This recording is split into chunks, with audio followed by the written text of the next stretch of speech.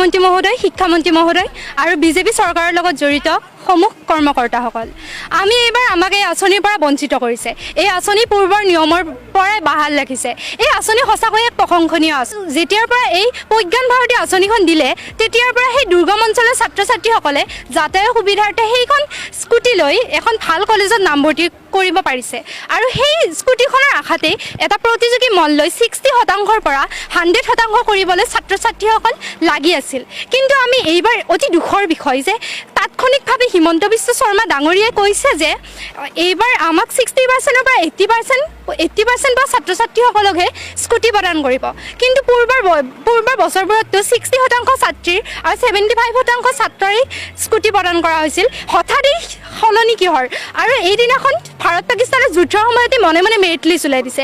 এইটো কেনেকুৱা ধৰণৰ খবৰ? অন্য বছৰবোৰততো আগতে এই স্কুটিৰ মেৰিট লিষ্ট বহুত দিন পিছত ওলাইছিল, কিন্তু এইবাৰ ইমান খৰখেদা কিহৰ? আমাৰ লগত এয়া অন্যায় হোৱা নাইনে? আমাক ন্যায় লাগে। আমাৰ না চিলেবাছ কমাই দিলে, পূৰ্বৰ নিয়ম অনুসৰি আমাৰ চিলেবাছ একেই থাকিল। অহাবাৰৰ পৰা পেটাৰ্ণ চেঞ্জ হ'ব, MCQ টাইপ কুৱেশ্যন হ'ব। তেতিয়াৰ পৰা এই আঁচনি গ্ৰহণ কৰক। অন্ততঃ তেওঁলোকে এইবাৰ যদি কৈ দিয়ে মামাই যে অহাবাৰৰ পৰা 80% পৰা স্কুটি দিব, তেওঁলোকে অন্ততঃ আগৰ পৰা এবছৰ সময় পাব পঢ়িবৰ কাৰণে। কিন্তু আমিতো এবছৰ সময় নাপালোঁ। আমাক এক্সামৰ 2-3 মাহ আগতে ক'লে যে তোমালোকৰ 80% পৰা স্কুটি দিম। বিয়াৰ আগত লাও লগোৱাৰ দৰে কথা নহ'লনে এইটো? সঁচাই আমাৰ অতি দুখৰ বিষয়।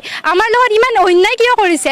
আমাৰ এনেকুৱা এটা অৱস্থা আহি গৈছে, যিদিনাখনৰ পৰা মেৰিট লিষ্ট ওলাই গ'ল সেইদিনাখনৰ পৰা আমি ঘৰত থাকিবলৈ শান্তি নোপোৱা। মুখ্যমন্ত্ৰী ডাঙৰীয়াক মই এইটোৱে আহ্বান জনাব বিচাৰিছোঁ যে এইবাৰ বিগত বছৰৰ দৰে 60%ৰ পৰা যাতে ছোৱালীক স্কুটি প্ৰদান কৰে আৰু ল'ৰাবোৰক যাতে 75% আমাক নিৰাশা নকৰে। আৰু 60%ৰ পৰা 80% কম নম্বৰ নহয় 20%ৰ ইফাল 100 নম্বৰ হয়। কিছুমানে ভাবে অকল 20 নম্বৰ, কিন্তু আমাক 20%ৰ ইফাল কৰিছে। গতিকে আমাৰ ফালে অলপ চাই আমাক এই ষ্টুডেণ্টখিনিক এই আঁচনিৰ পৰা বঞ্চিত নকৰিব।